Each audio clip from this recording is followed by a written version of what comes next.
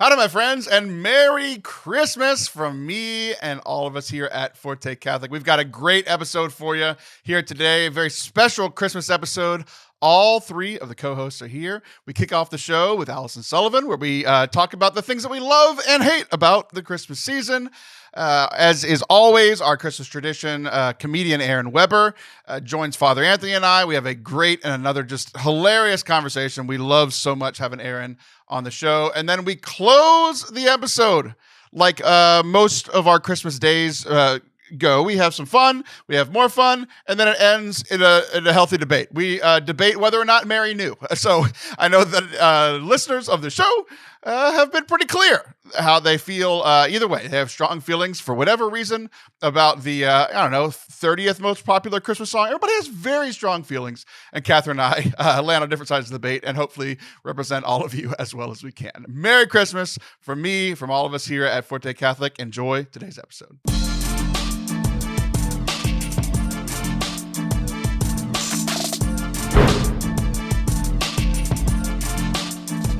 Hello there, and welcome to Forte Catholic. I am Taylor Schroll. That is Allison Sullivan. Hi, Allison. Hello, Taylor Schroll. Merry Christmas. Merry Christmas to you. I'm so glad that you are here. Well, we've got it. Are you? I am. I think we're going to have a lot more lighthearted episode than we did the last time. I'm not going to leave mad at you. Yeah, well, it remains to be seen. Is it? Too soon. Yeah, Early. Too early to tell. But we are going to have a happy episode because this is our Christmas episode. Merry Christmas, Allison Merry Sullivan. Christmas, Taylor Schroll. You had a great idea for today's episode.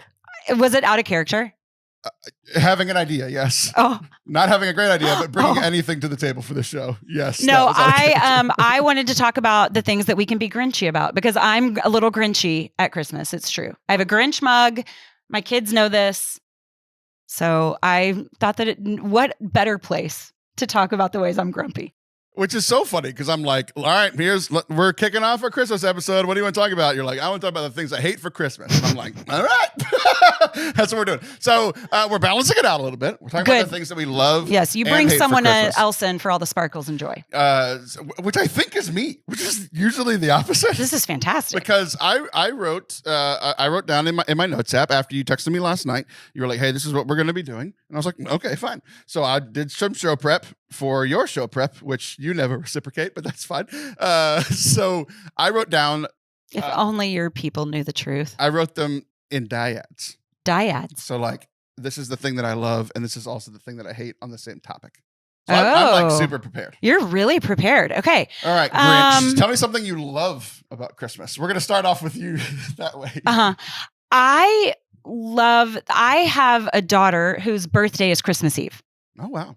So there is a lot of festivity around our home that I think for the first maybe 4 years of her life, she really thought Christmas was about her. Like that it was a celebration. I still think it's about me. But I think that she thought like the Christmas tree was about her. I think she thought, she didn't understand this competition of birthing at the same time as Jesus. Did she get confused like in April for your other kids that y'all didn't love that kid as much as you love her? Like how come the twinkle lights aren't coming out for poor Silas? It's a good point. So anyways, she has a lot of festivity around. You gripe at me about this. I'm trying to be a good. It's a stand. Get your hands, but you don't like it. Look, and then you're like, that's not close enough. You're just gripping like you look like I think I'm doing great every single time, and then you're like, well, yeah, because don't touch the microphone. Stop touching the microphone. No, I'm trying to please you. Okay. Merry Christmas. Anyways, so my daughter really likes to decorate, and I can feel overwhelmed by my house a lot of times. There's just a lot of people that live in it and they have a lot of socks and other people's messes are cute. And I just don't feel like my messes are cute. And what she does is she kind of insists on this decoration that I end up really loving. I love my house at Christmas time. Oh, nice. So she helps with it. And she helps. That's my middle daughter. She helps. She gets really into it. Like if I didn't do it myself or if I didn't participate, she would still do it. It wouldn't be like as good, but I just appreciate her initiative. I love her energy around it. And then she ends up being right every time. It's like when I am doing the things that she's asking me to do, she's right. I love my house at Christmas time. That's great. Yeah. Lights, trees, ornaments, the like. It was very funny. Typically, I mean, the adults win arguments in our house. That's just how things go. Yeah. My wife lost an argument the other day, and it sounded kind of like this, where she both of us were the adults around the holidays, so we can both be a little frazzled. And she was a little frazzled. Yeah. And she kept saying over and over again to our middle daughter, like, stop getting the decorations out. We're not ready. We're not ready. Right. And like, I left. I had to go do something. I was running errands, or I had something that an event to go to that evening. And I came back, and the whole house was decorated. And I was like, "Oh, you lost!" Maggie won the argument because I came home. Nice. And like when I left the house, typically how things are done in our house is like we do the tree one day, and then we do like the lights on the tree another day, and then we do like the ornaments of the tree the other day, and then like we'll do the star or the angel or whatever at the top like a different day, right? And that's typically like around an Advent, like sure. And I left and I came back like an hour and a half later, and it was done. And I'm like, oh, yeah, I like this loss. Yeah. this is very fun. Okay, so things that I love and I hate about Christmas. I don't know if you noticed.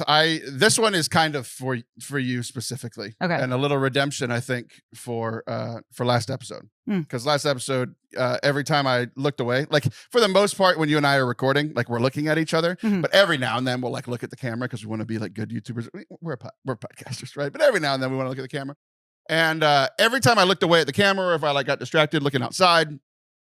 Every time I looked back, your lips were shinier. Like you're a ninja. You just kept coming back and back. Ninja, a lip gloss ninja. Yeah, I was like, it was. I like that. So I think I got some payback. So the thing that I love doing for Christmas is typically around Christmas time. You know, there's going to be a lot of pictures. I don't do a lot of things to. What's the word? Like primp.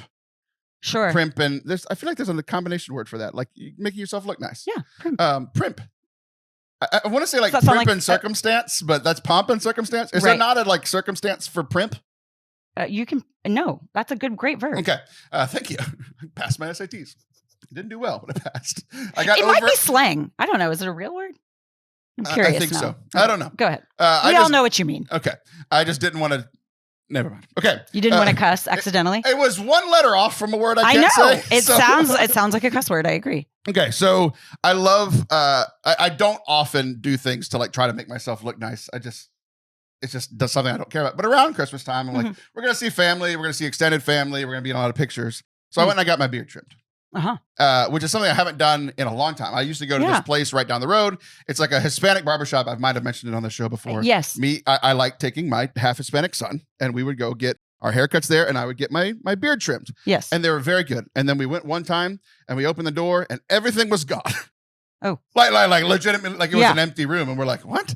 Well, they got new ownership, and I haven't gone back, partially because I've been dealing with this like the whole idea that I've talked about on the show before. Like I have fully accepted the baldness. I have not accepted the grayness, because I never saw the grayness coming, because I knew that the baldness would take over before I went gray. But then like my beard is all gray. Hold on. Are we dyeing a beard? No. Oh, Absolutely not. Because absolutely not. I could have a lot of fun with this. No. Okay, go ahead. Sorry. I'm not like you tried to hide your grace. Yeah. For sure. But I went. I'm surprised you haven't noticed what I'm talking about yet. I have. Okay. I got. I don't know how. I got lip punished. That also sounds like a cuss word, but I don't think it is. I got punished for making fun of your lip gloss. Yeah. I got my beard trimmed, and usually I love how it's faded on the sides. I love how it looks on the sides. He gave me a Mexican stash. Yeah, for sure. I'm not Mexican. And typically, like on the show, like often on the podcast, yes, we have a video element, but like 90% of our listeners listen on audio only. So every now and then for new listeners, I give context like I'm a large white man. I don't feel like I have to do that when I'm sitting in your barber chair. Like you don't give me an Edgar haircut, right? I'm not I'm assuming you're not blind because you're working on. You have a knife to my neck. Yeah. You know? So mad. I was so excited to go get like primped up. And like, I do have this rule though. It goes back to when I had hair, that you don't ever get a haircut right before you need it. Because if they mess it up, for you want sure, a week or two. It's a bummer. Yeah. So as we're recording this, it's 10 days before Christmas. Hopefully by Christmas, I'll have like there's like an inch gap between my nose and my mustache, and I hate it. And no one's ever done it before. So I'm never going back there. Okay. I tried the new owners once, and I feel like that man listened to the podcast. I was like, oh, you want to talk about lips? Now it's going to be the focal point of your face. Guess what? So that's what I love and hate about Christmas. So what's his name? I'd like to go fist bump him. I think it's your cousin. I love it. That's so great. Okay, can I say something I hate? So that was something you love is primping. Well, it was the love and hate. I love that. I love and the then primping, yes, and then I hate the okay, outcome, gotcha. I and see. I think it was karma from making fun of your lips. So there's too much to do. It's completely ironic that we have this sacred calendar that's telling us to slow down and wait and do less.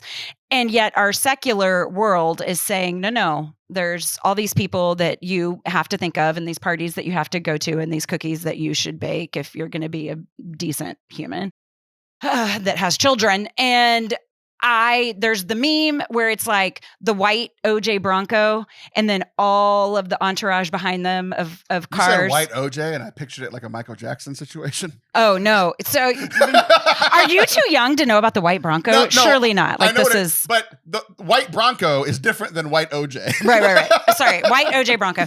And I was like, wait, that's a different person. So he's like on open freeway, it's all shut down. It's just him, this white Bronco. And then you've got 10 cars behind him, the 10 cop cars. And the white Bronco is named Mom. And the cars chasing is like the electric bill and the class cookies and teacher gifts and all of the things that mom have to, and they're just chasing you down. So I don't like. So in this scenario, OJ didn't do it. Our mom's innocent? No, I think we're not because we bring this on ourselves. You haven't done the things. You haven't cooked the cookie. That's what we have. Yes, we haven't done the things, and we said yes. We said yes that we would do the things. So are we innocent? No, this is of our own making. And I try to set really good boundaries around the holidays. I got really good at this a couple of years when I absolutely had to, or, when you gave up on balances really tip to dangerous places. Were good when you gave up. Okay. So, but listen, this is the other part of that. So for me, so I don't like feeling overwhelmed. Now that might mean a crowd. I don't like a crowd. So do you want to know what my personal hell is? It's going to Santa's Wonderland with all of the people in Central Texas. I don't like lines. I don't like malls at Christmas time. Crowds stress me out. Okay, so there's that. I don't like being spread too thin. I don't like too many things on a to-do list. Do you want to know how I think that we should celebrate Christmas? Minus the sickness and death and suffering, COVID. I think quarantine is how we should celebrate Christmas. You've gone insane. We should go. You're not allowed to do anything. That's how we are going to prepare for the glory of the Lord. You're not allowed to do anything, but stay really home and pray. Okay, that's what we're going to do. We're going to stay home and pray. That sounds delightful. That sounds so delightful. So delightful, in fact, that you want to know what I did? I took on a TikTok ad that I wouldn't have normally done. I took all of the money from that TikTok ad and I got an Airbnb in Colorado for 2 whole weeks. And our family is hunkering down in Colorado. Don't talk to me. Don't call me. Don't do anything. You want to know what I'm doing? I'm going to FaceTime you every day. I'm laying in my bed watching Netflix. That's what I'm doing with my kids. They're all around me like this. And we're just going from one movie to the next. Merry Christmas, friends. What dates are these? I'm just I'm not telling you. But you're going there for Christmas or is it after Christmas? Yeah, no, it's Christmas. And you're not telling your family? Like your extent, extended family? I invited my parents and they didn't want to come. That's what's happening. I was worried about your mental health during COVID. I haven't been worried about you in a while. Yeah. Things have been going well. It's back. It's possible. You're like, hey, let's go back to the time that I was most broken and vulnerable and not in a good place. Let's recreate that. Mm-hmm. You're insane. No, but I think it's doing it again without, like I said, the sickness and suffering and death. Like, let's go back to, I just want zero expectations of me. I think there's a lot of moms that would agree. I just think it's hilarious that you're like, I know the solution from my problems, running from them. Yes. Hiding out in the woods. Absolutely. Hiding out in the woods and watching some snowfall. I thought this was going to be a fun little, hey, this is what we love and hate about Christmas. You're like, I'm falling apart and laughing about it. really are the Grinch. So I hate crowds, and I think that and to-do lists. I hate crowds and to-do lists, and that I have solved my own problem. I feel like a hero. I hate crowds and love to-do lists. My entire life is a to-do list. I love checking things off. Oh, okay. The dopamine rush of. Oh God. Do you write down stuff just to cross it off, like stuff you already did? No, like I no, write no, that. no, Okay, I'm not don't insane. be silly. Yeah, okay, yeah, don't be silly. Small note. So Santa's Wonderland is like it's like a. I thought it was just a light show. It's like a it mini used Disney to just World. be a light show. It's like a mini Disney World, right here in our town. You used to pile in the back of a truck and just go do the trail and watch lights, right? And you'd pay $20 for a truck. Now they want your firstborn. Yeah, exactly. We gave it to them. My entire extended family came in. We have avoided it for 8 years. We've lived well done. 8 miles away from it for 8 years, right? And we've avoided it this whole time. I was so worried about. For me, it's crowds. But even like a subsection of crowds is like just sitting and waiting in line and like not moving, especially in a car. If I'm standing and we're talking, it's fine. But if I'm in a car and I could be moving, it really drives me crazy. But to park. We found we went early. We took the kids out of school early. We went early. We took a shuttle that got us in and out. That's true. Like it was way better than I thought it was going to be. I've done it well before too. Yeah. And like it was a great family experience. So like it's one of those things that like I thought I was going to hate it, and I actually ended up. And then it really ended up being okay. So yeah. For me, a little quick one. I have two that are linked. One, I love buying gifts for everybody. Like I'm at the point now, and I'll get to the second that like we're done buying gifts, and I want to keep buying them because the negative is getting the credit card bill in January. Oh, of course, that's the thing that very I hate. painful. I'm just like. But I loved gift giving. Right. And it's one of those things that like I love gift giving, but I'm not the kind of person that's going to do it randomly. Like I'm not really the guy. Like, you need a reason. That's really ever been like, like flowers for Valentine's Day or whatever. Right. But like March 19th, like I'm just not the husband that's going to come home and bring you flowers. Yeah. Like that's just not, I don't know. It's just, but I really like gift giving when I do it. It's like a binge thing for me. Like around Christmas, I really love doing it. One of the things that I found interesting specifically about this year, I've never had this problem before, but I don't know if it's just because of like, my son gets a lot of hand-me-down stuff. Like he has a lot of my old stuff, and a lot of that old stuff is like starting to break down. So I want to like replace it. Yeah. But so I love buying stuff, especially like my son is just becoming a mini me. Yes. So he loves the things that I love. So it's very easy for me to pick presents for him. Right. Easy to buy for. That's fun. I'm just kind of feeling bad that I have 1,000 ideas for my son. Right. And I don't have a ton for my daughters. Like, but I'm glad I'm married. My wife had a lot of ideas for my daughters. Okay, it worked out, right? Yeah. But part of it now is like we've picked the presents. We want to be fair. We want to be like, not frugal, but like smart with our money, right? Like, we can splurge a little bit. But all the stuff that I want to do for myself, like there's so much that I want to do for him that like, one, we either may or may not have the money, and two, if I bought anything else for him, it would like greatly skew. Right. Like it keeping everything even. It would be like Amelia thinking Christmas for her. Like Chris would think that Christmas is for him. It's in his name though, whatever. Yeah. So that's been kind of a struggle. Is like this balance between like two good things. Is like I want to buy it for him, but I can't out of one, frugality, and then two, really it's the fairness having thing limits with the girls. So. That's been a love-hate kind of thing of like, I want to buy it all and I can't buy it all. And you can't. How do you feel about receiving gifts? Because I would imagine you are the type that just gets yourself the things you want. Yeah. I am. This is really interesting. I hadn't thought about this before. It's almost the opposite of my giving gifts. Mm-hmm. I receive so many gifts throughout the year constantly. Mm-hmm. Like we're a nonprofit. Like we get donations every day, right? Yeah. So like we live our lives based on people's gifts. Yeah. So it's not a big deal when I get them because I'm so used to receiving them and like being gracious to people that give us gifts and all this kind of stuff. But like people give us that money, we take a salary, and I just like, there's a new game out. I would like it, or like, and then I'm not going to say the presents, but like whatever. Like I want to get my son this present. We got him the present. Like I mean, like so there's a balance there of like I'm just like gracious or grateful all the time. So it's like you give me another present, I'm like cool. Yeah, and like it's very silly to me. as adults because it's just like, Yeah. we're just exchanging $100. Wouldn't you just like to keep the $100 and get Well, what you want? Yeah. My husband and I don't get each other gifts. And people think that that's like bizarre, but it's. My wife and I I don't want it. Almost never do because we both like, what do you need throughout the Nothing. I don't need anything.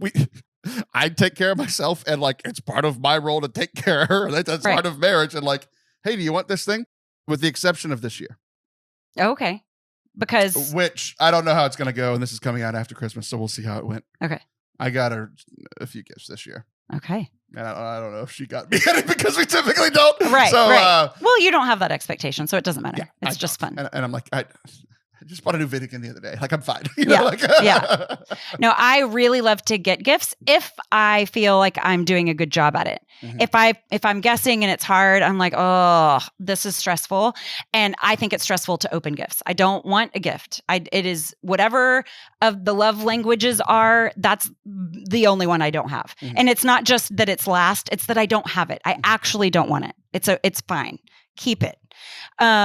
So my husband and I are very similar this way. And so we just have this really beautiful agreement that let's just put that money either towards, I don't know, like to escaping chip in to reality. Go somewhere. Yes. Or let's get our kids something else. Like, I don't, right. So yeah. Okay. What's something you love about Christmas? I feel like people are either a Christmas person or an Easter person. I suppose you could be both, but like I think it's called a Christian, but sure, continue. But well, okay, let's say it this way then. I feel like one really kind of pulls your heartstrings, one or the other. And I agree with you because it's Christmas for me. It's Christmas. Oh yeah, which is so strange. I've thought about this before, where it's just like I should be more excited about like the resurrection of Jesus, but I think it's because we hear about that all year. Like, right. We talk about Jesus' resurrection all the time. We don't talk about his birth all the time. Right. So like I don't know. It's like, thanks for becoming a baby and less for dying for my sins. Right. Okay. Well, I'm an Easter person. And there's probably like some personality stuff. Like you're all about joy and the show's all about joy. And you're like, and I'm a Grinch. Let's talk about the baby being crucified. Well, I'm like, let's lean into our feelings. Let's be sad. Let's feel it all, And so Easter really gets me. However, I really love the surprise of Christmas because when Messiah came, this is not how they thought this was going to go down. Yeah, the resurrection, not surprising at all. We all saw this man coming back from the dead. But I think that when you think about what was promised to Jerusalem and all of this, that they had this primary task for Messiah when he came. And his arrival was such a surprise. He was so opposite of everything that they expected, that they had for him to do. Like his to-do list was completely different than their to-do list. And so I love the element of surprise at Christmas. I really like embracing surprise. I love a good surprise unless it's blurted in my face. That's going to be a funny. Well, it's also fun. Never mind. I'm not going to bring it up. I'll tell you why it was funny later. Okay. Another thing that I love and hate. I have two more. Okay. Two more. I always love going to Christmas Mass with my family. And that's not always the case because, Mass is mandatory and sometimes you go and sometimes you don't want to go. But I always love going to Christmas Mass with my family. What I don't love, ever, is being required by the church to go to Mass 2 days in a row. And that's what we have to do this year. I don't like it. Yeah, no, I don't either. I used to be so gung-ho about days of obligation. And as I've gotten older, I love a Wednesday day of obligation. Love it. Midweek, I feel like I was just here yesterday. Yeah. It's been 18 hours. I feel that. Like I'm good. Yeah. As Mark Wahlberg would say, I am prayed up. And most feasts, the church even trained me for this. Most feasts, like throughout the year, they're like, we're just going to move the if it falls on a Saturday or a Monday, they're just like, hey, we're moving the feast to Sunday. If it falls like Thursday or back, they're like, you know what? We're going to make it come in the middle of the week. Right. I love that. Yeah. I really don't like, especially around the holidays when you're around family, there's parties. When normal people are around family, right. Like, I just don't like it. I just don't like when they require us to go 2 days in a row. Well, I might embrace it this year, actually, because I will have been in a cabin in the woods for a really long time. Might be like time to get a little fresh air. Yeah, it's a novel concept to go see other people over the holiday. It's very strange. Okay, do you have anything else you really want to get off your chest about loving or hating for Christmas? Because I have one more thing. No, have at it. Okay. I'm curious. Okay. I really feel like you understood the assignment here. We'll close with this one then. Okay. I love, this is kind of an Advent into Christmas because you and I are still finishing our Advent. Yes. I love, kind of connects with the last one. Shorter masses during Advent because no Gloria. Yeah. It's great. Like, Yeah. we've been getting in and out of mass on Saturday evening in like 47 minutes. Oh, it's beautiful. Yeah. No Gloria. We just get right into it, right into the readings. Love it. It's like the Gloria. It's there every Sunday. You get kind of tired of it. Then the thing that I love is like both on Easter and Christmas, or I guess it's, like whatever, right around Easter and Holy Week and Christmas, it comes back. Yeah. And it brings me so much joy. That's great. It brings me so much joy. That's lovely. It's these perfect little pauses that I just love. To be with them like, and then it's just incredible. So Yeah. I'm looking forward to hearing it once, just not 2 days in a row. Fair enough. You like Jesus efficient. I don't begrudge a quick church service either. I think it's great. Yeah, I really do feel there's a lot of sentimentality around Christmas, and that can be beautiful, but also painful. Like, I'm always very aware of people. I don't know. I'm always leaning into emotions, you know this, but I'm always very aware of people that are going without at this time of year too, which feels a little extra painful. So everybody get out there and love one another well, like give gifts, like the giving tree. I love a giving tree. I love that your response to that feeling is to go to a cabin in Colorado for 2 weeks. Well, no, but the giving tree, do you do like angel tree type stuff? It is so much fun to find a tag of a kid. We've done kids our kids' ages. Did we take a break? I think we took a break from that the last couple of years. We did something different. But anyways, finding a kid your kid's age and then filling is delightful, and my kids get into it too. So I'll add that one. I liked that as a kid. We haven't done it yet because I already mentioned that money for my own kids is tough. So yes. I'm not buying it for other kids. They can figure it out. Yeah. No, I need to put my kids on the giving tree. You need to make a pan of brownies and go hand them to a neighbor. I don't know. I'm assuming you have a very large pan of brownies in Colorado. Indeed, multiple. I don't know about the neighbor part, but brownies check. All right. I'm not sure if you got that joke or not, but I hope you did. Oh, Lord, another Taylor joke that's so tricky. Okay. I still don't know if you got it because I'm not even trying. I'm not even trying. All right. Well, I'm done with you. We're going to move on. You're not coming back. You're going to go leave for your cabin really? in the Do woods. You mean it? Merry Christmas. Merry Christmas. Allison's done. I'll be right back. Don't go anywhere. Next up is Father Anthony and I's conversation with comedian Aaron Weber. If you've never listened before, he's been our Christmas episode guest for 5 of the last 6 years. We have an absolute blast. It is so funny. One little disclaimer is we talk about some Christmas traditions that you may or may not want your kids around for. So nothing inappropriate, but I think if you're a parent, you're picking up my drift. So we do give some warning for that, but Anthony gives like a 1-minute warning, but we ended up talking about it for like 5 to 10 minutes. So if you have kids around, you might want to hit pause and come back to this one later. Again, nothing inappropriate, just trying to make you not mad at us. All right, enjoy our conversation with the great Aaron Weber. Welcome back to Forte Catholic. I am Taylor Stroll. That is Father Anthony Sciarappa. We are joined, like we always are, on our Christmas episode ever since 2018. Comedian Aaron Weber is here. Hello, Aaron. All right. Has it been that long? It really has. So It's wild. I really enjoy doing the show with you every year. Father Anthony and I look forward to doing it together with you every year. And I want you to know that today you're joining special company. The company that you're joining today, Aaron, involves the names of Tom Hanks, Tina Fey, Drew Barrymore, Dwayne "The Rock" Johnson, Steve Martin, Emma Stone, and now Aaron Weber. Welcome to the 5-Timers Club, my friend. I don't think that's quite what you think it is. What is that a list of? Is that Epstein's client list that just got leaked? I hope you're not on that. If you did, you'd be outing yourself there. So the Five Timers Club on SNL, it's the 5 times hosting, and now you're 5 times being the guest. You're the fifth time being on this show. I'm just comparing this show to SNL. I mean, it's almost the same thing. Yeah, 2 beloved cultural institutions. I'm trying to get to John Goodman numbers, dude. I'm trying to get 13. Is that how many times he was on? I think so. A Goodman's dozen. I think that was the joke he made. So, yeah. 8 years from now, I'll be caught up. Well, I hope we're all still doing what we're doing 8 years from now. Especially Anthony. Like his is the most permanent. I hope he's still doing what he's doing. Yeah. Something has gone horribly wrong if I'm if I'm not wearing this, and then it's yikes. Yeah. So. I was thinking a lot as we were like prepping for this episode because I was like, we've asked you a lot of questions. You've come on the show once a year for since 2018, and I was like, man, we've asked you a lot of questions. I went through some of the lists.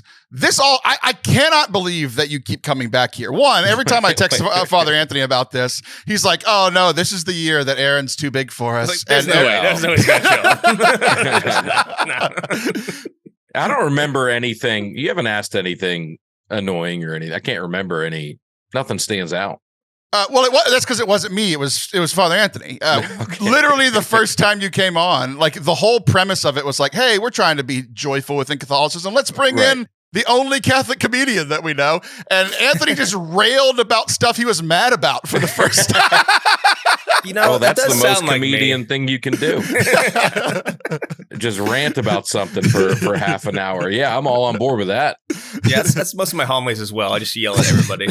Oh, I love that, dude. Yeah, do you go now? What's your homily like? Are you reading verbatim off of a script? Are you no notes, or are you just shooting from the hip? I mean, what's the plan up there? Yeah, it's not quite shooting from the hip. Daily Mass is shooting from the hip. Usually. Oh, yeah. I might like hear the homily. I mean, hear the gospel as I'm reading it and come up with something. That's awesome. Yeah, for Sundays. I mean, I'll read over the readings. I'll pray over them throughout the week. Usually, like an hour to kind of like solidify what I'm going to say, and then I go up there and we see what happens. That's pretty much it. There's no notes or anything like that, and. Sometimes that works out for the better, sometimes not so much, but overall people seem to be okay with it. They haven't fired me yet. So, are you worried at all? Is it even a concern about length of the homily? Do you even take that into consideration? Not at all. Not anymore. I used to freak out about that. But I was like, you know what? We're all here. This is happening. And I think this is my big thing. There's a limit to this, but when people say a homily is too long, what they really mean is the homily is bad. Most of the time. Now you can have an excellent homily. If it goes 20 minutes, people are going to be ticked off at you probably. Right. But yeah, so as long as I try to put some effort to it, make it good, then I haven't gotten complaints about the length of the homily since I first started, my first year or two. I exist. Yeah. You've gotten it more recently. Yeah, you can criticize everything I do. That's you don't count. That's so funny that you gave as an example of a homily that's too long, 20 minutes. Yeah. And I love that because I have, my friends will talk about, man, he preached for an hour and a half. I'm like, what are y'all doing in there? I don't want to see Dave Chappelle for an hour and a half. It's too long.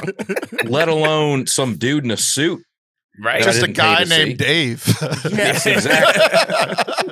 The Pope, you'd be like, I don't want an hour and a half. Like, come on. Mm-hmm. The Sermon on the Mount was probably 12 minutes. Yeah, max. Had to have been, or else you start walking people. Yeah. Rough. So, Aaron, we to start Christmas episode, we all just celebrated Christmas, and I heard you talking about Christmas on the Nateland podcast that you're on with Nate Bargatze, a few other friends. I heard that you talking about Christmas Mass and some of your experiences with Christmas Mass. And anytime you mention Catholicism on the show, they're all like, everybody on the show is a Christian, practicing Christian, and they always kind of poke fun at you at being Catholic. And that's fine. We're all friends here, right?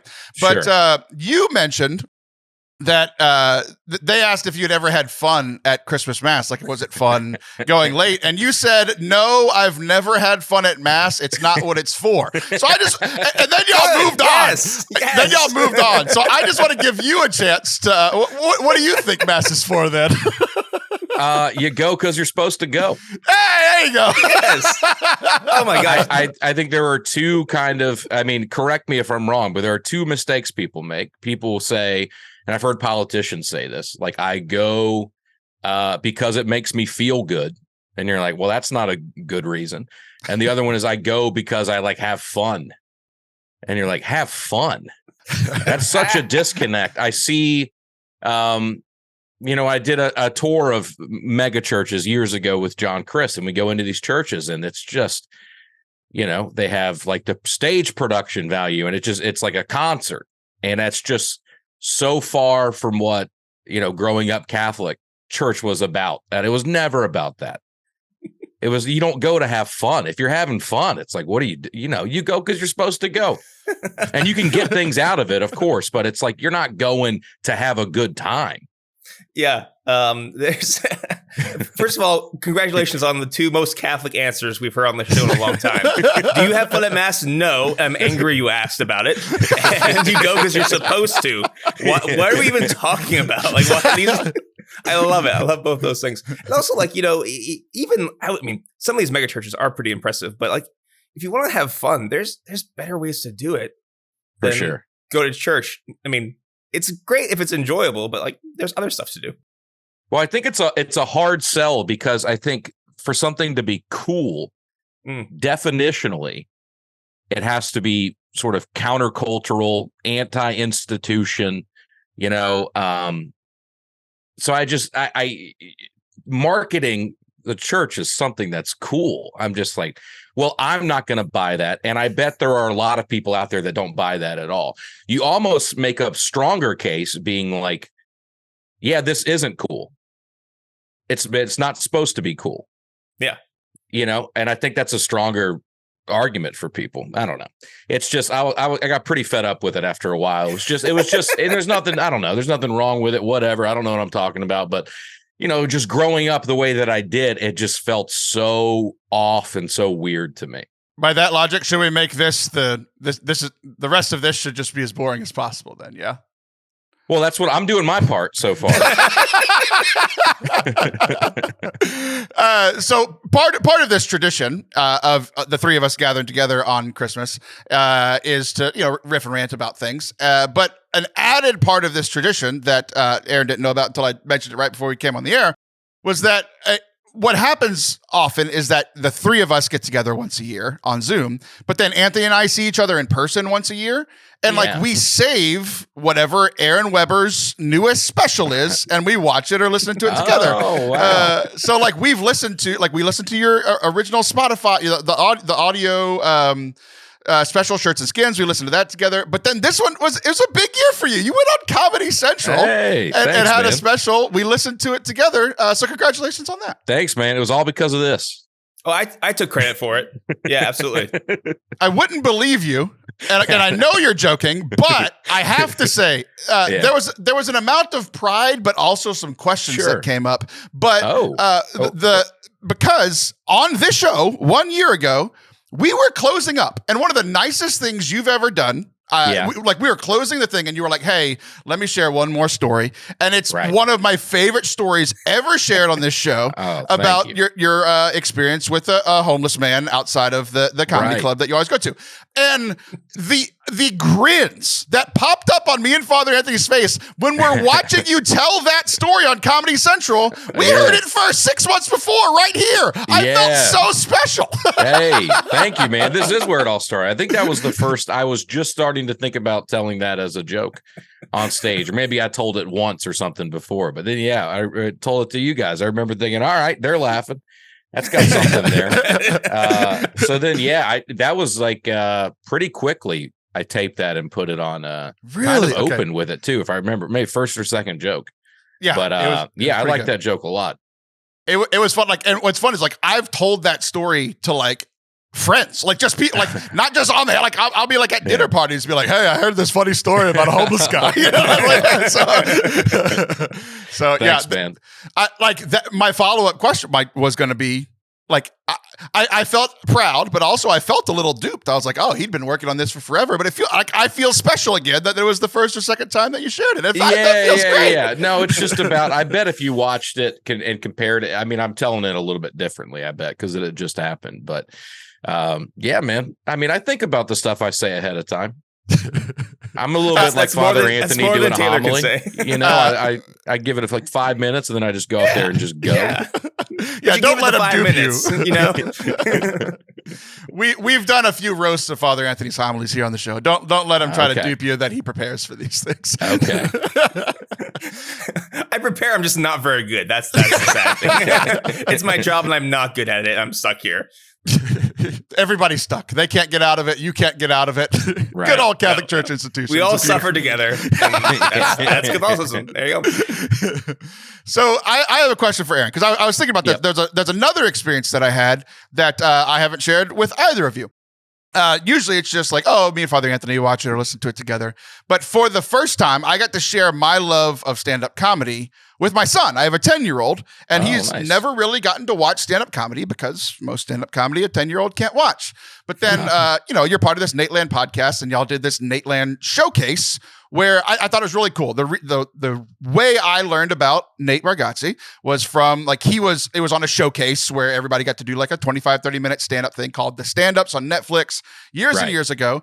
And I thought it was really cool that he's giving back now that he's this big name and he's helping other people kind of come up. But the cool thing about that is that it was clean, just like you, just like Nate, it was all these clean people. So we got to watch all of these stand-ups. Like my son, we got to watch it once a week. We sat there and there were two things. A compliment from my 10-year-old for each of you. One, to convince him that we were going to watch this together.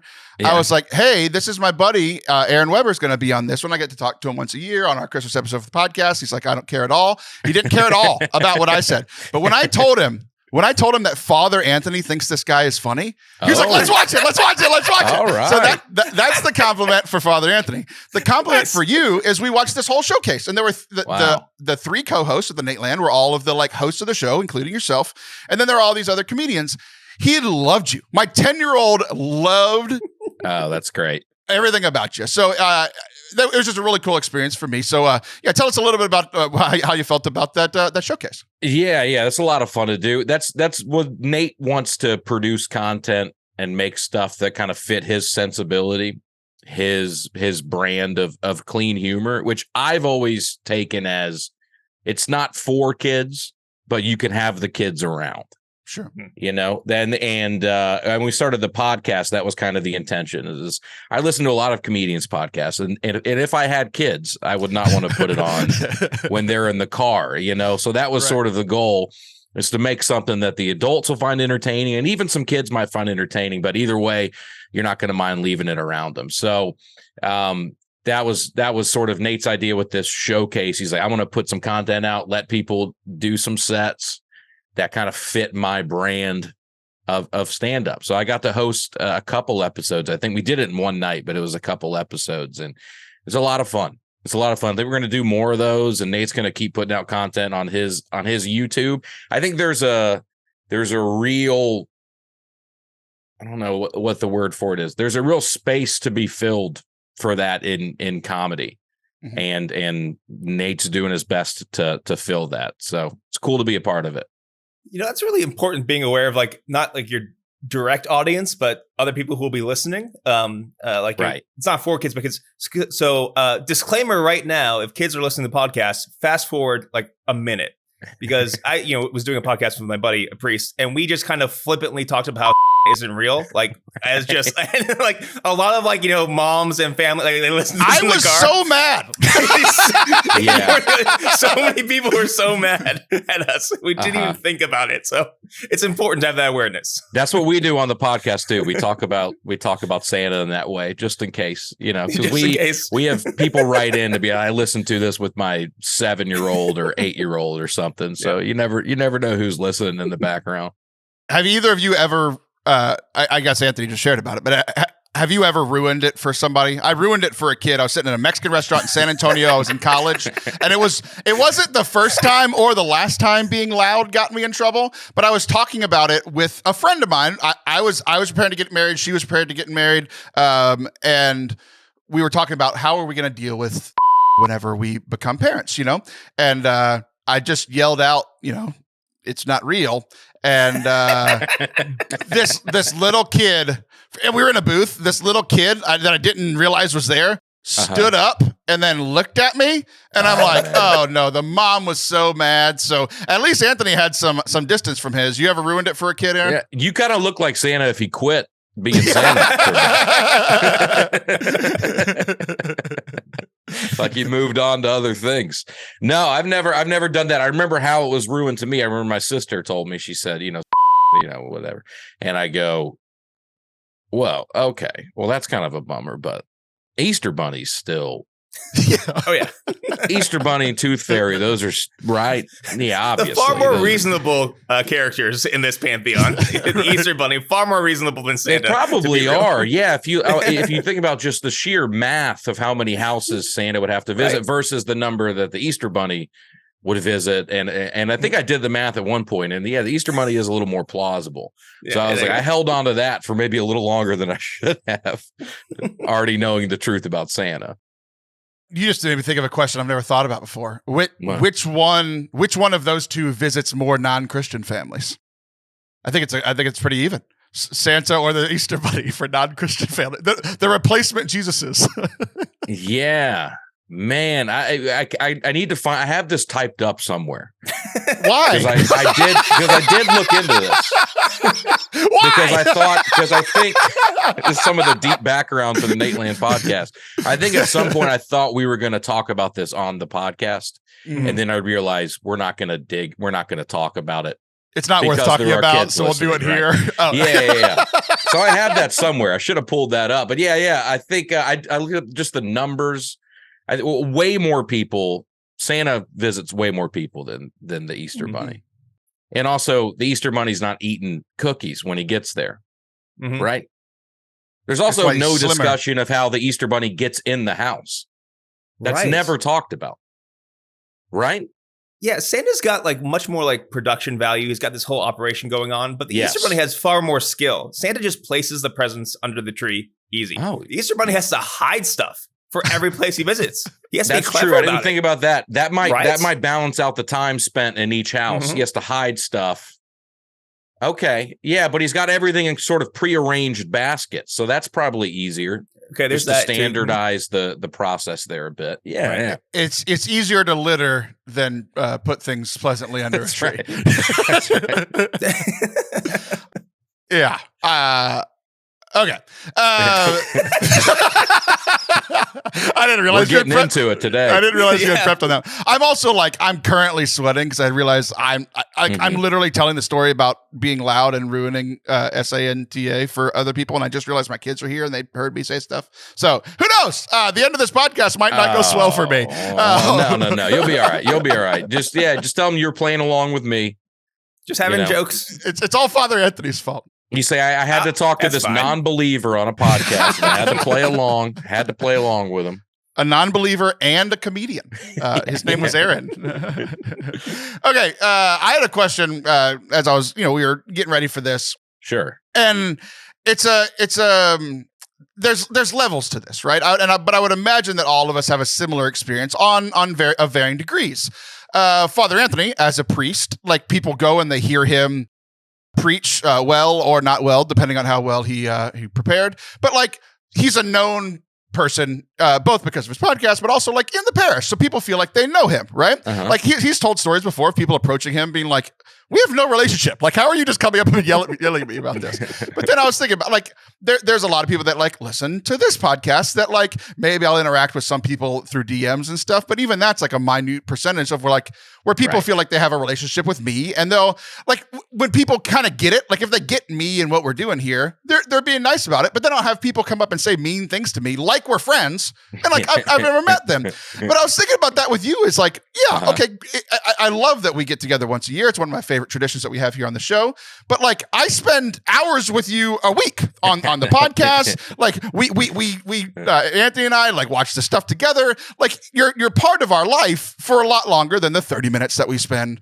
So it's always this thing of like, I don't want to feel too familiar, but I don't want to feel like dismissive either. But like, so I wanted to get your thoughts on that. Like how like you're, famous and getting more famous every year. It's going very well. Like, how do you deal with like people like me or other people that are fans of yours that interact with you, but you're like, I don't know who you are. Yeah, I think it's all great. It's never like, don't ever feel like it should never be awkward for the person you're talking. They're putting their private life out there in public, right? They're the ones doing it.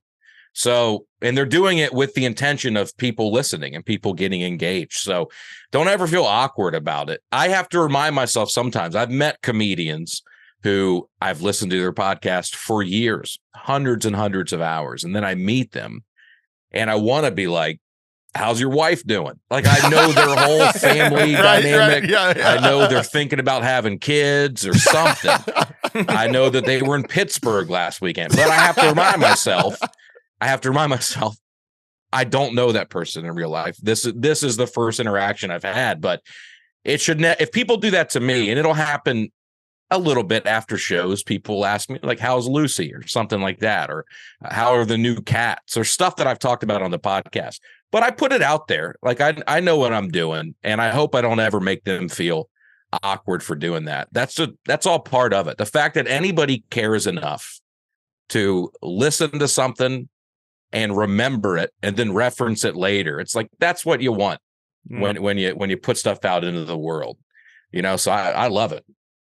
And I've done it before. I've done it. I'm trying to think who I like. This guy, Paul Verzi's a comedian I liked, and I listened to his podcast before I started doing comedy. I would write into his podcast, and I remember he read one of my comments on there. And then fast forward 3-4 years later, I'm in Dallas with him for a weekend, and I hadn't brought it up all weekend. And then the last night of the weekend, we're at Buffalo Wild Wings, and I was just like, hey, dude, I've been following you for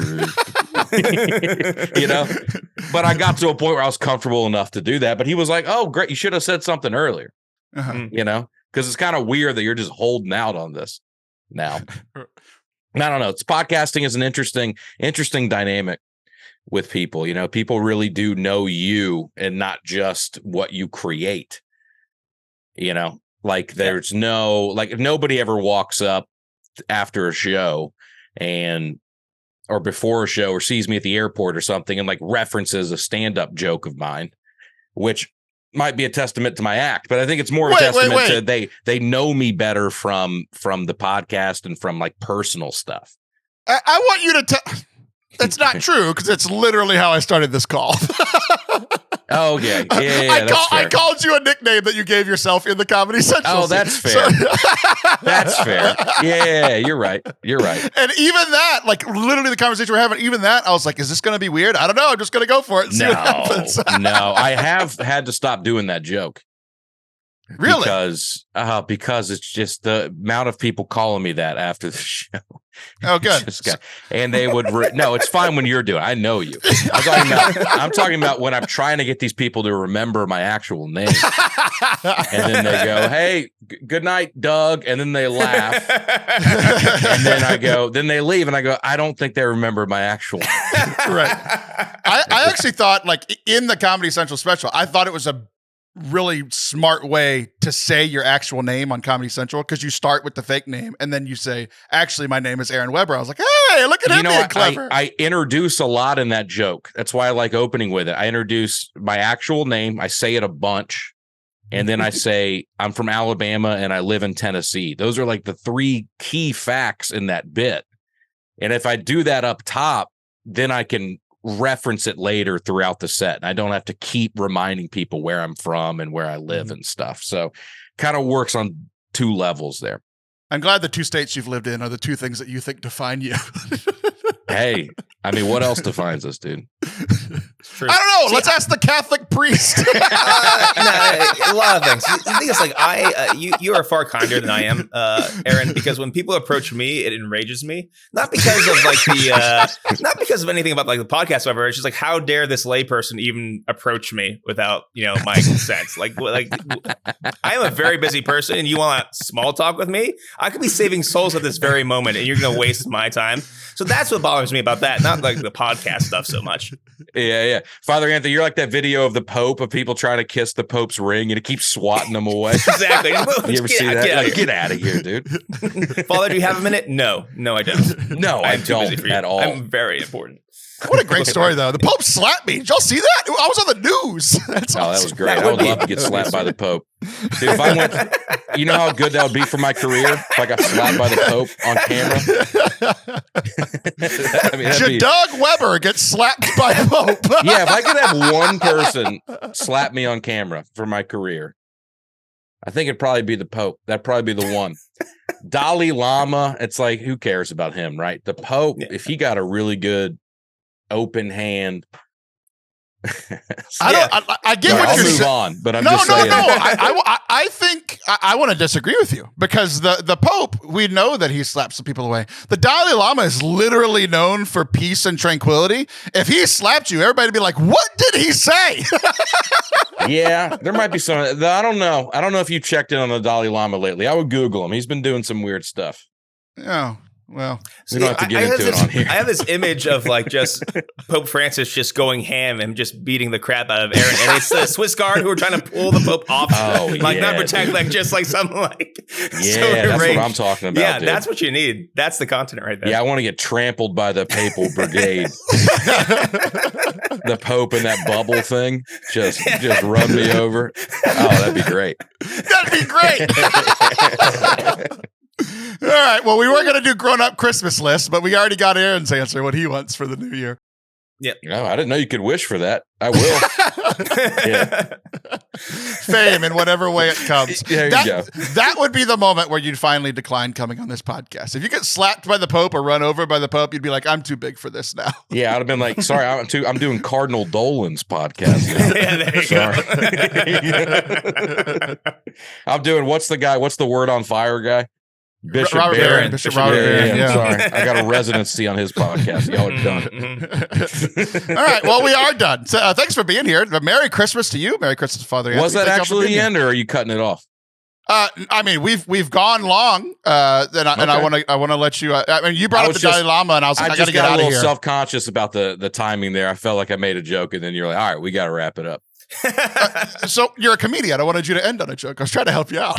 Oh, you've been waiting for me. You're like, yeah, I've been waiting on you to get a laugh for a while. Yeah, we're 28 minutes in. You finally started your jokes, and I was like, let's move it along. I didn't know it'd been that long. Time flies. Yeah, it really does. Unless you want to drop another homeless guy story on us to close out our year. Oh man, dude, I wish. I was in Brazil. For my brother-in-law's wedding. And I was just prime picking for the homeless people out there. I don't speak their language, but I was still giving them money. There was like a 9-year-old kid on the street in Brazil right when I landed, like within hours of me landing. I'm outside of a bar and kid comes up to me. He's got lollipops. And I know he's selling lollipops for money, right? But I don't speak any Portuguese. So he's just yelling at me. And I don't know what you're talking about. I go, I do not know any of your and he grabs that always helps. He grabs the front of my shirt and he pulls me in and he goes, money, money, money, money. And I go, okay, I got you right there, dude. I threw him some Brazilian dollars and we got on our way. But I'll try to have some more interactions with him and I'll let you know next year at Christmas time. That young man is going to grow up to be the Pope. And then he's going to might be. He might be. Yeah. I know that people can listen to you every week on the Nate Land podcast. Where can they come see you in person? Yeah, AaronWeberComedy.com. I got a bunch of tour dates coming up. I'm not coming to Texas anytime soon. I was just out there a few months ago, but I'm going to Columbus, Ohio. I'm going to St. Paul, Minnesota. I'm going to Des Moines, Iowa. I'm going to Chicago. I'm going to Dayton, Ohio, Toledo, Ohio, Sioux Falls, Fargo, North Dakota, and then Dubuque, Iowa. I'm going to all the worst cities in America. So if you can come see me I'm just kidding. They're all great. Everywhere's great. And I love everybody and everything's perfect. I love when you make those jokes and then have to go to those cities 2 months later. You keep getting yourself in this rut. Well, like, I hate that trashing. place. I keep trashing. It's a running joke on the podcast now that I just make fun of Michigan State because I got some ad read and it was like scientists from Harvard, MIT, and Michigan State University. And I was like, oh, which one doesn't belong on that list? Like, what are we talking about right now? And it's a running joke. And I keep getting comments like this guy keeps sending, anytime Michigan State's in the news, he sends me articles about it. He's like, we're a good school. Anyway, I'm coming there in April. So if you're a Michigan State fan, come on out and we'll debate it live and in person. That's right. What you want. Now I feel like I'm keeping y'all. I'm sorry. I'm just having fun talking. No, I mean, we could go on forever. That's okay. I'm trying to be respectful of your time, so you will come back next year. That's okay. Don't worry about it. We've already gone on longer than Father Anthony's longest homily ever. True. Yeah. And we had fun and didn't get closer to God. So the exact opposite of what you want from church. There you go. There you go. Well, Merry Christmas, Aaron. Merry Christmas, Father Anthony. Merry Christmas, guys. Thank y'all. All right. Don't go anywhere. We'll be right back. And now the moment you've all been waiting for. We opened up our presents with Allison Sullivan. We had some great family fun times with Father Anthony and Aaron Weber. And now it's time for the point in your Christmas day where all of your relatives are arguing. This is our conversation about whether or not Mary knew. We go through the song. We go through some of the lyrics and answer yes, no, or maybe to whether Mary knew. We actually, I've never heard a nuanced conversation about this song. I only hear people diametrically opposed on the internet. So hopefully this is a little balance for you. Enjoy. You know, I just want to start this segment by saying, happy birthday, Jesus. Yeah. Happy birthday, Jesus. Hello, Kathryn. Howdy, Taylor. Happy Christmas to Jesus. Happy Christmas to you. Thank you. You too. I hope it was good. I really hope so too, because it's still pending. All right. Yeah. So the last episode that you and I recorded together, you wore a very special shirt, a brand new shirt for you that got you in some, we'll say, murky waters on the internet. What did your shirt say the last time we recorded together? Mary knew. Mary knew. Gosh dang it. I got it at Buc-ee's of all places. But you know what? This was a first for me, Taylor. I posted it on the Instagrams and then I bowed out. I did not respond to anyone's comments. I just left it. I was like, you know what? I'm just done. Okay. I said what I said, the end. And I didn't even go any further because I knew I was going to talk to you. I don't believe you. It's true. I believe that you didn't comment. I do not believe that you left it alone. And here's why. Because you told me that there was a lot of negativity around this post. And when I went to go look at it, you know what I didn't find? Any negativity. I believe you deleted those comments. I got them in DMs. And sometimes I don't always make those public. People are so nasty in DMs, you know? They really are. It's like they're nastier to me in public. Oh, sorry. I hate you and I want everyone to know about it. Mine are closeted haters, I guess. I don't know. I feel like I just need to start playing the Taylor Swift. They are closeted haters. I will agree with you on that. I feel like I just need to start playing the Taylor Swift song. Haters gonna hate. I'm just so done, Taylor. I don't care. Like, it's not a salvation issue, so it doesn't really matter. Here's, you're so done with talking about this song. So on our Christmas episode, I'm going to be the person that disagrees with you about this song. How's that, Kathryn? and maybe we can debate whether Die Hard is a Christmas movie or there's so many things that just, whatever. Well, is it? I think it is. I think it is too. Okay, we're going to start with okay. agreement. We're going to start with agreement. Let's. Perfect. We've done it. We've done the Die Hard debate. We ended that debate in happy places with each other. So we've started off on a good foot. No one can say we didn't start off on a good foot. That's right. In this conversation. That's right. Yeah. So I mean, but there's so many things like that people just like. It's the hill they want to die on, and I'm like, I've got bigger hills to die on. That ain't one of them. Calvary. That one, yes. Yeah. Okay. So here's what I want to do.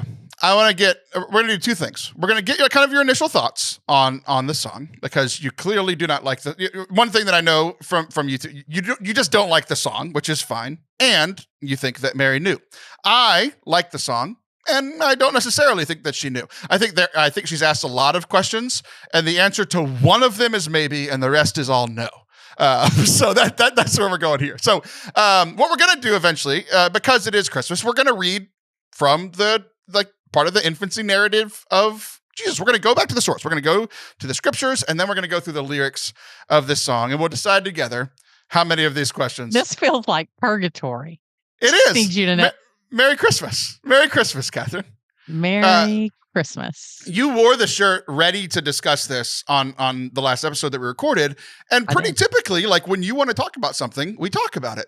But this one, I was like, we have to save for the Christmas episode. Because it's like that point in, like, Allison and I, typically what we do on this show on Christmas is we just have a lot of joy. And then right at the end, we're like, like on Christmas Day, you've been with your family for 3 or 4 days now. And you're like, there's a lot of joy. But by the end of the day, you're like, rah! Like, that's this segment. That's we're essentially simulated Christmas for everybody on this. So okay. But besides the haters and all their mean comments, what are your actual thoughts on this song? Because you clearly, I mean, you bought a shirt enough to want to promote it. So what do you think? Well, I don't like the song. I can't stand like the way that it's just played. It's not a favorite. Like, it's not catchy. It's not like Oh Holy Night, top one song for me. Definitely. Top one. Top one. I was trying to say like top 3. It didn't come out right, but most it's favorite just so song. funny because yeah, exactly. Most people are like they'll say like, Kathryn Whitaker and Scott Whitaker. Kathryn's number one, one of the top 2, and she's definitely not 2. Like, that's the new way to say that, like, you're my favorite, and you're just top like, nah, top 1. That song, definite favorite. I just not a fan of the melody of how that song goes. So there's that. And I'm allowed to have that opinion about any other Christmas song. 100%. I'm not going to, that's part of the part I'm not going to disagree with you on. Yeah. If you just don't like the song and don't like the melody, fine. And I'm not going to do anything to try to convince you, because I don't like songs either. It's like that. Oh, it's like that Christmas shoes song where he talks about the little boy buys the Christmas shoes. You've heard that song, right? No. It's super annoying. Okay. Well, I'll send it to you. But anyway, so it's sort of like that. Don't. Like, if I will say that if I make it through a Christmas season without hearing that song, I feel like I have hit the jackpot. So as soon as the song comes on the radio, I immediately change it because it just grates on my nerves. The second part is, I mean, I think she knew most of it. I'm not saying that she knew every single thing in there. Like, you can't know that your kid's going to walk on water. I mean, you might think, listen, he's the Messiah. He can probably do anything. But that specific thing, probably not. But for the most part, man, she knew. You don't have an angel appear to you and you get pregnant and then you're like, yeah, I mean, he's probably not going to save all of salvation. That's ridiculous. Of course she knew that. Like, yeah. So to me, I'm just like, it's just so rhetorical, and I'm not a fan of rhetorical songs. It just drives. Plus, I don't like the whole like ask a question, did she know it? It's just, I can't stand that song. So all of it. Sure, that's fine. The part of rhetorical that I'll push back on is I don't think it is, and I think I'm going to try to prove that as we go through the lyrics here in a few minutes.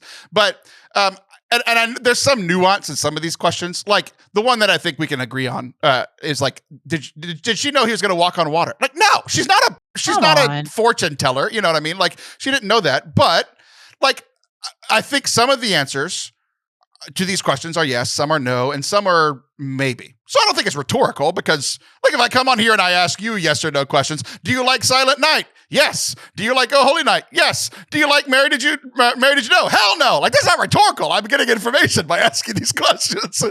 Yeah, but I mean, I guess it's kind of like if someone were to say, "Did you know that your kids were going to go to A&M?" Well, I mean, the likelihood is high. Could I say that definitively that all 6 of them are going to go there? Well, I mean, I can say that no now because one of them is not there. But and at the she's same at time, Houston, who just beat Texas A&M in basketball. I know. That And I was excited. Everyone else in my house was not.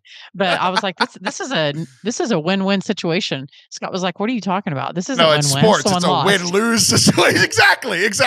Okay. Whatever. Remember earlier when I said that that y'all are my top 2 Whitakers and you're not number 1? Now it's him. Now it's him. So I guess I'll say this. I feel like there is a tendency to look at scripture and make it so literal. Like people will read Jesus created the world in 7 days and they're like, well, then it was a Monday through a Saturday and then he rested on Sunday. I mean, probably not. But sometimes people read scripture like that. Again, whether you think it's 7 24-hour days or 700 years or whatever, it doesn't really matter. We agree on the main point. So I guess with my impressions of that song, I'm like, the main point is, yeah, she knew most of that stuff, or most of it was implied. So the fact that we're asking it, I don't know, it feels a little presumptuous to me. I guess that's why I don't like it. Okay, that's fine. You keep saying it's fine, but it's not really fine. I'm being nice because I think I'm going to destroy you here in a few minutes. So I want to keep you on the call. Wonderful. My other thing that I was thinking about, because I mean, you and I talked about, like, I can disagree with you on the song, but I'm not, like, we talked about primarily all these people being mean to you. And like, clearly I'm not one of the people in the comments just like, you suck, you idiot. You're like, I'm not like, but I can disagree with you and not be one of those people. Right. But as I was thinking about it and like thinking about like, one, like, why are people so mad at this? I just don't, I'll never understand that. Two, I heard, as I've been talking to people, that there might be some gender, like, I heard that a larger percentage of moms do not like the song and more guys tend to. And like, I don't really know why, but that seems to be an observation that people are making. But then third, I was thinking about like, how do we picture this thing, right? So when you picture the song, and maybe you would rather not picture the song, but for the purposes of this conversation, like, when do you, how do you picture this song being asked to marry? Like, if this song is actually happening, what's like, where and when do you picture this song happening? Does that question make sense? Yeah, like after someone's asking her, I think after his crucifixion, did you know all these things? Sure. Sort of like, I guess, after your baby's born and then they grow up to be a teenager. People I'll use Travis Kelce as an example. Like, people may ask his mom, did you know that your 2 boys were going to play professional football? I mean, I think her answer would probably be, did I definitively know that? No. But did they show me signs that they might have extraordinary talent? I mean, her answer would be yes. Sure. Particularly if she's being asked, after they're in the NFL, she has the benefit of hindsight. And she'd be like, yeah, I mean, looking back, I probably did know. I just maybe wasn't able to articulate it. So I guess that's the way I always see the song, which is maybe why you hear moms say that they're not as big of a fan of it as men are. I don't know why that is, but that's at least my perspective. I don't either. But I was thinking maybe there was because I know that people don't like the song and I've always loved it. So I was like, there has to be some kind of perspective that's just different, right? So because I was thinking about it and I was like, even with what you said about the Kelce's of like, did you know? And it's like, well, no, I didn't know. But looking back, now that I know what I know, looking back, I can see the signs, but you didn't notice there were signs then. And I think that's my argument, right? Of like, for me, I hear it being very, I don't picture Mary being a liar because she's a perfect human being, right? So I picture pretty similar. I was picturing an adult Mary, like after the crucifixion, after all this stuff happens, but still answering the questions honestly. Like, did you know then? And what I hear by then is, and this might be different too. I want and this refines the question a little bit, maybe. So I picture like literally at the moment of like the angel Gabriel being there. That's the moment I picture of, Okay. did you know at that moment? Did you know at that moment? Do you picture only that moment, or do you picture like his entire childhood growing up?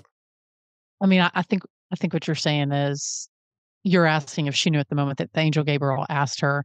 It's a lot to ask of someone. I think when I hear the song, I'm always thinking like someone's asking her in retrospect, like she's an adult Mary, Jesus has been crucified, and someone's asking her, if you look back, did you know these things? I guess I'm not seeing it from the perspective of, she's just been, because let's be honest, if the angel Gabriel had just come to me, I'd be like, I'm sorry.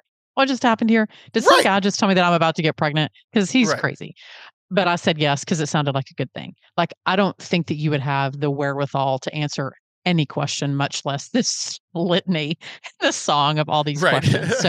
So to me, at least when I hear it, I'm always thinking like, oh, they're asking her, looking back, did you know these things? Looking back at just that moment, or looking back at his entire childhood? Because His I think entire- that his entire okay, life. okay. Because I think like that was kind of like my own introspection this week, as I think that people that don't like the song think like what you're saying, and I never even thought of that being a possibility. And here's how I think. Just as a like, I've been a like my biggest way to connect with God is through Scripture. So like all I have of Jesus like is the infancy narrative, and then when he's a teenager, and then as an adult, right? So in my mind, I'm not filling in the blanks, but maybe that's the gender thing of like mom filling in the blanks of like y'all are there for every step of the way of This them is growing this up. is interesting that you say that, because I'll give you an example. So when our kids graduated from high school and they were moving into college, my husband was not nearly as emotional as I was, because when he looked at our kids, he saw them as 18-year-olds. He saw When them I as look at- bills that were getting out of the house. Exactly. When moms look at our children, I see the totality of their life, Right. like in one moment, like their whole life. So when they move out of the house, I'm seeing baby Will, toddler Will, adolescent Will, older. This is my older son's name is Will. So I see the totality of his life in a moment, whereas my husband just sees that moment. So I think that might actually be the difference, because if Jesus were my son and I were Mary, I would see the totality of his. I mean, how could you not see the totality of his life, as opposed to the one moment where he either is born or the one moment that he dies on the cross? So it would be impossible for me as a mom to single out a moment in his life, because they would all be interconnected. So my 2 cents. No. That makes sense. And I had this sinking feeling that people that, because if you're asking Mary about did she know the answer to these questions, I think almost unequivocally, because I've always pictured the song as just being like she's being interviewed about. She's not being interviewed the moment the angel left, but she's being interviewed about the moment that the angel just left. Does that make sense? Like, that's as fair. Yeah, that's fair. So, like, for me, the answer's always been, did you know this? No! How could I possibly know that? I'm a 15-year-old Jewish girl that just had an angel pop into the house. No! To all the questions, right? But I think if you're like, hey, did you know that, like, he was the Messiah? And it's like, I don't think she knew that immediately. She might have had an inkling at the beginning, but, like, after he's 15, okay, like, we kind of know now, right? So I think even the answers to the questions of Mary, did you know, change just on, like, where you think the song is happening. But I'll tell you, as a woman, I think it's impossible. I don't know. Talk to any woman. I know you only have one in front of you, but maybe women listening to this.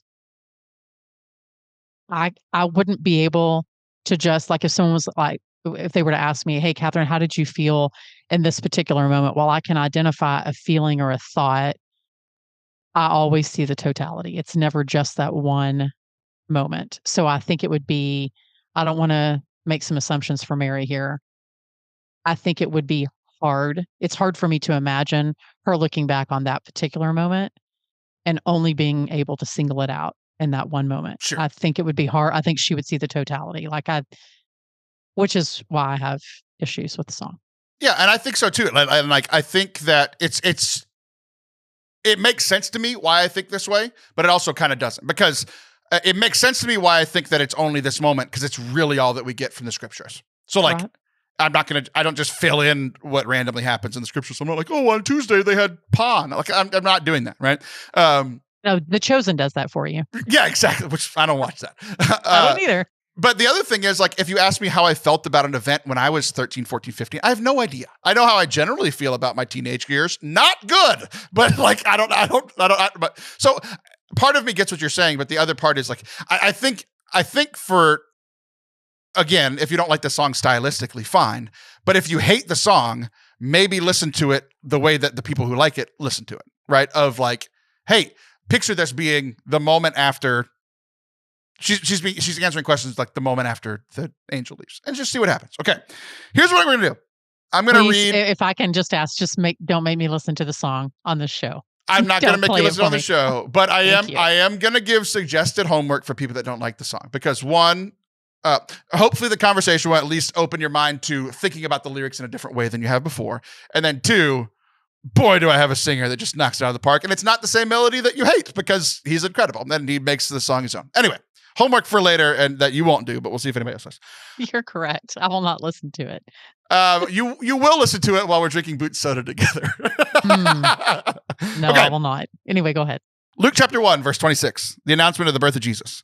In the 6th month, the angel Gabriel was sent from God to a town called Galilee in Nazareth to a virgin betrothed to a man named Joseph of the house of David, and the virgin's name was Mary. And coming to her, he said, "Hail, favored one, the Lord is with you." But she was greatly troubled at what was said and pondered what sort of greeting this might be. She doesn't even understand the hello. So then the angel said to her, "Do not be afraid, Mary, for you have found favor with God. Behold, you will conceive in your womb and bear a son, and you shall name him Jesus. He will be great and be called the Son of the Most High. And the Lord God will give him the throne of David his father, and he will rule over the house of Jacob forever, and of his kingdom there will be no end." And Mary said to the angel, "How can this be, since I have had no relations with a man?"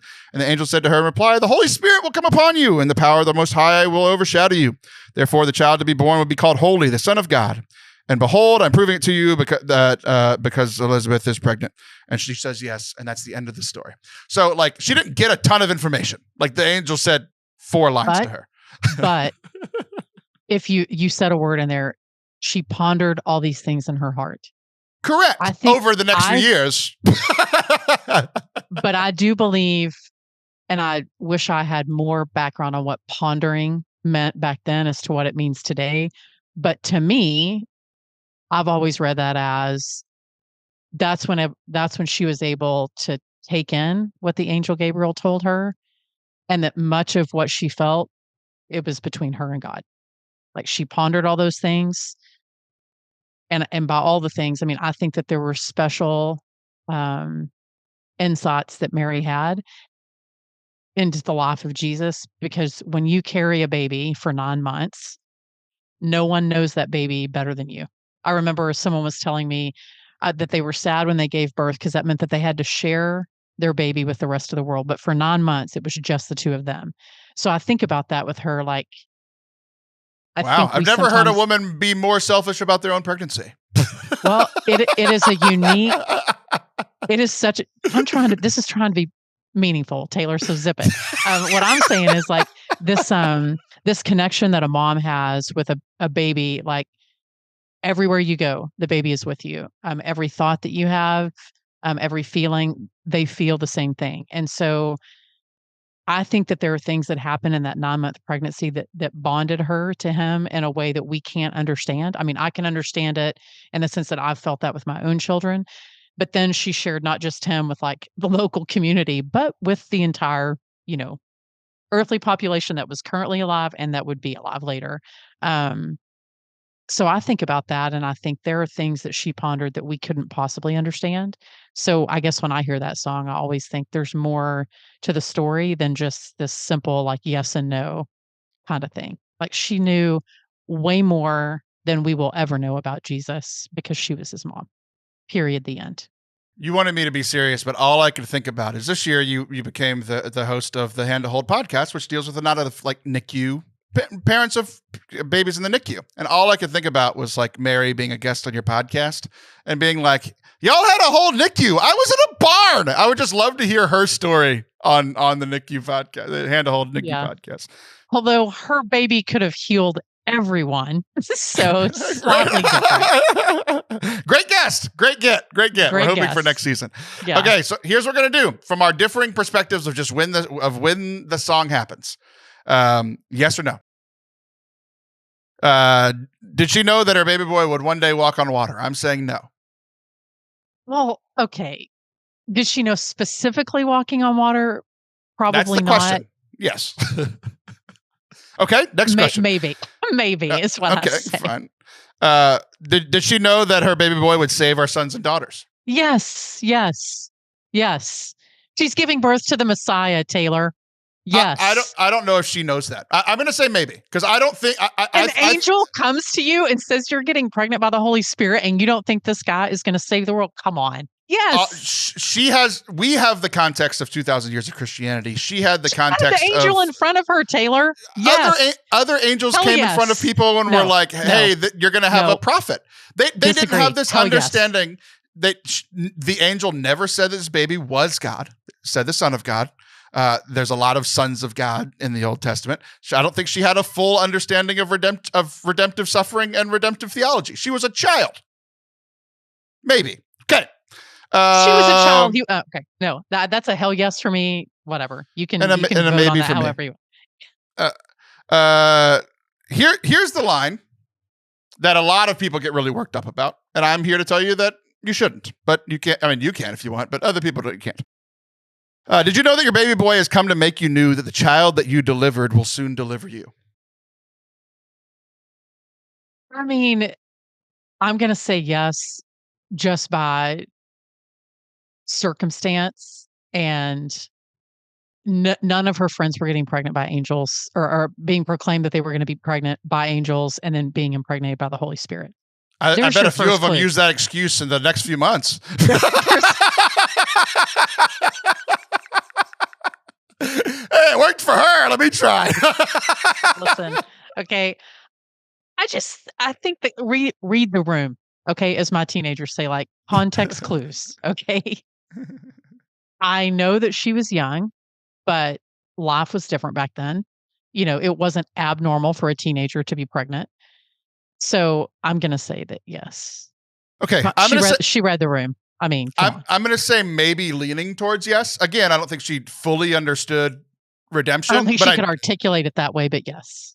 But I also do think that, like, I mean, she was a holy young Jewish woman. Like, she would have known, like, about the coming of the Messiah. I just think what Jews at the time thought the Messiah was going to be is very different than the Jesus that we got. So it's a maybe, but leaning towards yes. But the thing on here, this line is the primary reason that I hear people hate this song. At least historically, I think the last year or two has been more of a, like, more moms hating it, or more kind of like what we've been talking about, right? But people hate this because they think it's heresy, and it just simply isn't. They're like, I don't think it's heresy. Because people, like, I see Catholics all the time. It was like, I've been on the Catholic internet for 10 years, and this was like the primary disagreement with this song of like, she didn't need to be saved. She was perfectly holy. I'm like, guys, you know the difference between like Pope Francis in an encyclical and Pope Francis answering questions on a plane? Where, like, he's not spitting heresy on a plane, but it's a little less clear what he means. It can be taken a couple of different ways. I feel like that's what this line is. Like, it's not wrong. It could be more clear, because, like, how was Mary saved? How did the Immaculate Conception happen? It's because Jesus's redemptive suffering on the cross was just applied to her before she was conceived. So, like, it already happened, and it is going to happen all at the same time for her. So it's not heresy. It's just confusing. Well, yeah. I mean, but the whole song is. Okay, here we go. We're gonna go through the last. Did she know that he would give sight to a blind man? Well, no. Specifically, of course, she didn't know that. Did she know that he would calm the storm with his hand? She knew it was possible. No, but no. Has walked where angels trod. Well, I mean, if you're giving birth to the Messiah, context clues again would tell you probably. Yeah, I'm gonna do another maybe, going towards a yes. That when you kiss your little baby, you kiss the face of God. I'm gonna say unequivocally no. She did not know this baby was God. She did not know that this was the second person of the Trinity. She just simply didn't. The angel didn't tell her. How could she possibly know? How could she know? Because she There's How no can- how- way. how- The how will we they know? just read. It's like that.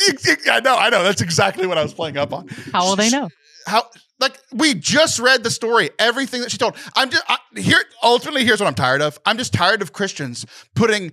We've all been to mass for decades, if not more, and we just keep putting our understanding of Catholicism, Christianity on these characters in the Bible, whether it's Mary in the stupid song or it's just anybody. And I'm just tired of it. Like they didn't understand the same way that we do now. But we're also not privy, Taylor, to what happened in the 9 months that she was pregnant. We don't know what was revealed to her. It's not shared in scripture. We don't know what conversations that she had in private moments and what she pondered. Like, I just believe that God, I think it would be silly of us to believe that he allowed her to be pregnant with Jesus and then did not prepare her heart to be able to give birth with the dignity that it was meant to be done. Yes, it was in a barn, but Yeah, a lot of she dignity knew, in that. A Hyatt barn. but yet she knew that what she was giving birth to was revered and important, most important birth ever. I think that it's not. I just don't think it's possible for us to believe that he didn't also prepare her heart to be able to be ready to deliver Jesus. Like, I just find it impossible to believe that there were many things that happened, like read between the lines, that he didn't prepare her for that moment. And that, again, that 9 months, we are not privy to her inner thoughts or her conversations with God. It's not written in scripture, but my motherly instinct tells me that he prepared her well to give birth to his son, because he is that kind of God. And I agree with you partly on the like dignity part. Like I 100% believe that like she knew that this was like she would have had some understanding of the Messiah and that the Messiah was going to come and save the Jews, right? I think it's a fascinating question of when did Mary know that Jesus was God, and I just don't know the answer to it, and I don't think. And there isn't a definitive answer. So like, if you wanted to think that it happened that moment, and I want to think that it happened, like my understanding has always been more like it was around the crucifixion.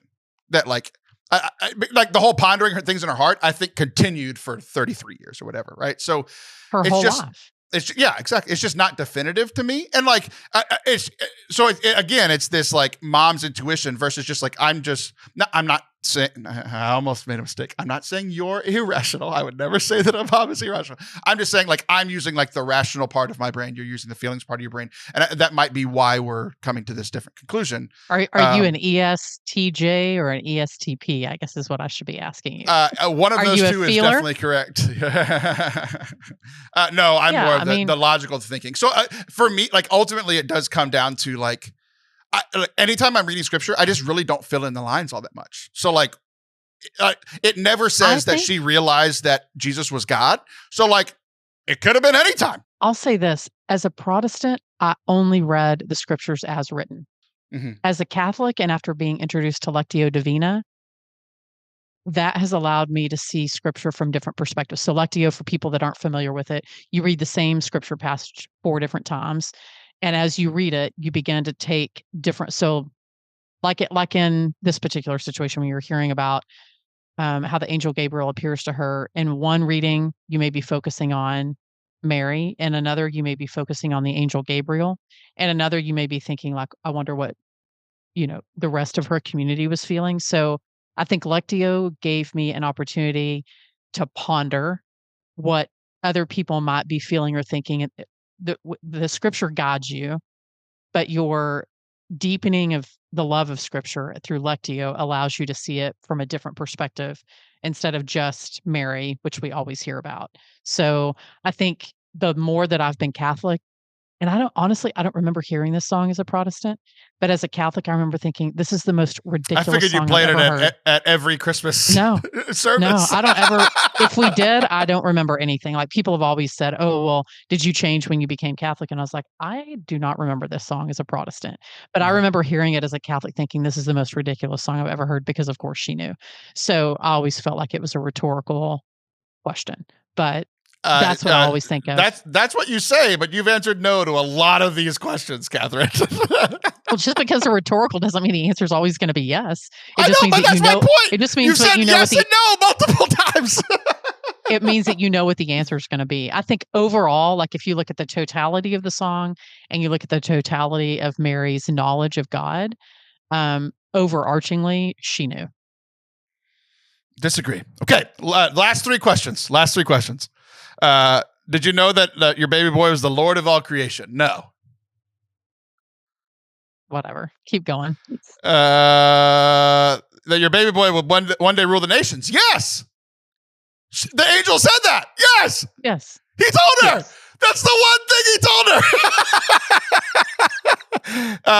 That you were heaven's perfect lamb. No, we didn't get to the Lamb of God until Easter 30 years later. There's no mention of a lamb. And then the last one, the sleeping child you're holding is the great I am, is the best part of the song lyrically. I don't know how I get goosebumps every time I hear somebody hit the high note of this great I am part. I do not share those feelings. Okay, there's this guy named Jordan Smith. He's a Christian author, Christian artist. Yeah. He won. Yeah. He was like one of the best ever performances on The Voice. You know how they turn around their chairs or whatever. He ended up winning. He's incredible. He's become one of my favorite like Christian artists because he's still got this like Christian music sucks, but his doesn't. You know, he's kind of still like coming in from the secular side. He sings this song, and boy, oh boy, he sings the stratosphere. Like he sounds like his range is so high that he, like when everybody turned around, they thought it was a woman, and it wasn't. It was this very large man, and he's just incredible. I dare you, I double dog dare you to listen to the song and not feel something about God. You know, for me, that song is when Pavarotti sings "Oh Holy Night." So Pavarotti, one of the three tenors, that's the one that does it for me. So it's just not. Of course that song is better, and of course Pavarotti's better. I'm not arguing. I would never argue with you that Mary Did You Know is a better song than that, ever. I love that song. It's my favorite too. I'm just saying the hatred for, top two, and it's definitely not two. I'm just saying that Mary Did You Know isn't as bad as people say. I'm not saying it's a top 10 Christmas song. That would be like saying Elf is a top one movie. Like it's a wonderful life. I hate Elf. I hate Elf. It's a Wonderful Life, 100%. That or White Christmas. But you're probably not going to hear me play the song just so that I can hear Jordan. I'm sure Jordan's version is beautiful. It doesn't do anything for me. Not a fan. And can I say this? I think no less of people who really love it. Like if they really love it and they play it every year and it's their top one, I think it's great. Like if this is the song that allows you to see Jesus in the manger and Mary as his mom even deeper, you go for it. That's just not going to be my song of choice. And I'm grateful that our church does not sing this song during the Christmas season. Praise the Lord. It's just, yeah. Yeah, I mean, it's not a hymn at all. It's just a Christmas song with Christian themes or whatever. So I think the biggest takeaway for me from this conversation is the differing perspectives on when the song happened, going back to your Lectio Divina point. I think one of my favorite ways to pray is praying with scripture is Lectio Divina. And what happens a lot in Lectio Divina is these like private revelations that you can't prove they happen, and I can't prove that they can't. Either way, right? They're private revelations, and if they help you pray and get closer to God, as long as they're not contradicting something, like me thinking this song happens, or that like any of my thoughts about Mary, because ultimately the song didn't matter, but like my thoughts about Mary and Marian theology matter, and so do yours, right? But like I can think that she knew the answer to some of these questions when she was later in her teens or in her 20s or even at the crucifixion. You can think that she knew it at the moment, like right at this moment. Like ultimately, it doesn't matter. It's just fun and good theologically to ruminate on these things. And you hating the song and me liking it actually got me. Like it was literally this week that I was like, oh, people hear this at a different time than I do, and like it like opened my mind to see it in a different way, which I hadn't done. So I think it was helpful. You seemed defeated and angry, and we went way over 20 minutes. I'm not defeated and angry. I'm just saying if you love it, that's awesome. And if I don't love it, that's also awesome. So To each their own. It's not a salvation issue. You should listen to the Christmas songs that allow you to feel the joy of the season. The end, I believe. If you're not going to listen to Jordan sing this song, I do have homework for anybody that wants to be happy this Christmas season. The most joy in our house. Have you heard Dominic the Donkey? Dominic the Donkey. No. Top 2 Christmas song, and it's not 2. Like, just incredible. Dominic the Donkey, I'll send to you right after this. Everybody needs to go on Spotify, listen to Dominic the Donkey. It is so stupid. It's about an Italian donkey that has to do with Christmas, like Lou Bega. It is unbelievably hilarious. And then the second one is Bob Dylan, who used to be good at music, definitely was no longer good at music have you heard his Christmas album? I can't say that's been a top one. Oh my gosh. He can't get through a note. It's unbelievably terrible and brings our family so much joy. We listen to it coming back from Advent Mass every week. We'll be listening to it over Christmas break. It's unbelievable. So no matter your thoughts about Mary Did You Know, go listen to Bob Dylan's Christmas album. It is genuinely terrible and hilarious. It's a great experience because the music is so bad. And Dominic the Donkey might be the happiest I've ever been in my life. Well, I'm going to give everyone homework that they should go listen to Pavarotti sing "Oh Holy Night." Google it on YouTube. It will change your life. Don't run it. Don't run it. Okay, don't run it. You're an amazing singer, but he's better. He just. How dare you? I'm way better than Pavarotti. He is. I tear up every time he hits the high note. That's the one that does. Oh, I tear up every time Bob Dylan attempts the high note for different reasons. All right, I have to let you go. Merry Christmas, baby Jesus. Merry Christmas, Kathryn Whitaker. I like how you responded as baby Jesus. That made my day. I said Merry Christmas, Taylor. I know, as I was saying Merry Christmas to baby Jesus. Also him. This was one of my favorite recordings we've ever done, not because of the content, but because you're facing a different way. And I got to see your family sneak around, and every single one of them looked surprised when they were on camera. It's going to be a great video. All right. Merry Christmas, everybody. That's our Christmas episode. I want to thank Kathryn. I want to thank Aaron and Father Anthony and Allison for being here, and for all of you for listening. We love you. We hope that you're having a great Christmas. Listen to whatever Christmas music you want. I'll be back next week. She'll be back in a month. See ya.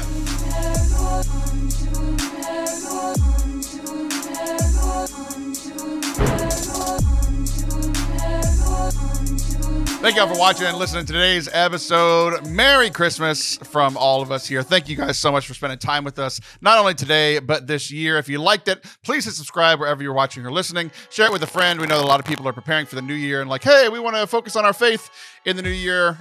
So maybe you can share this podcast with them as something that they can do to, focus on their Catholicism and hopefully enjoy it along the way in the new year. Love you guys. We'll be back very soon. Bye.